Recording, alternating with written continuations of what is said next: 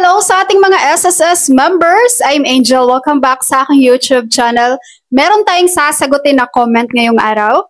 Ang sabi niya, galing po ito kay Sir Mario Malyari. Sabi ni Sir, 62 na ako iha. Wala akong pagkukunan. Pwede ba bayaran ng buo? Natitira kong 8 months contributions para sa 120 contributions. Pwede na po mag-file ng pensyon. Okay, si Sir ay isang senior citizens na. Siya ay 62 years old at currently, kulang na lang siya ng 8 months para mabuo niya ang 120 months contributions niya with SSS na kung saan ito yung requirements para makapag-apply tayo ng monthly pension with SSS.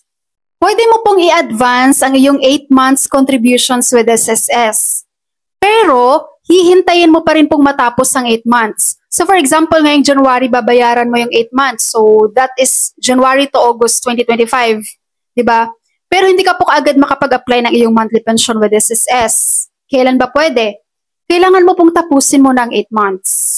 So kung August ka pong matatapos, tsaka ka po doon mag-apply ng iyong monthly pension, ng retirement pension mo with SSS. So parang same lang to guys doon sa mga employed to voluntary na gustong mag-loan.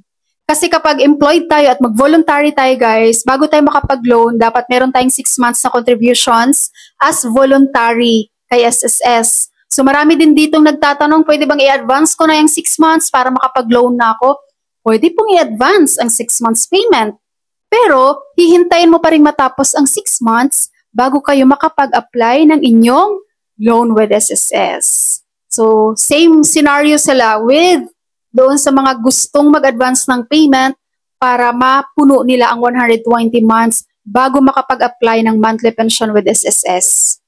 Pero natutuwa ako dito kay Sir dahil 62 years old na siya at pinili niya pa rin na mapunuan ang kulang niyang 120 months para sa monthly pension with SSS. Yung iba kasi dito pagdating agad ng 60 years old, pag alam nilang hindi nila na-reach ang 120 months, nagla-lump sum na agad sila, no? Tapos after nung lump sum, wala na silang makuhang monthly pension with SSS. So very good kay Sir Mario Malyari. Ayan, so maganda tong ginawa mo Sir, napupunuin mo muna ang kulang mo para sa 120 months contributions para po ma-enjoy mo po ang iyong monthly pension with SSS. Alright, SSS members dyan, kung currently ikaw ay isang senior citizens na, at ilan na lang ang buwan na kulang mong pensyon with SSS, pwede mo pong i-advance payment yan. Pero hihintayin mo pa rin matapos kung kailan ba dapat matatapos ang kulang mo na buwan kay SSS. Alright, so that's all for my video for today. Maraming salamat sa mga nag-comment. Thank you so much for watching everyone. God bless you all.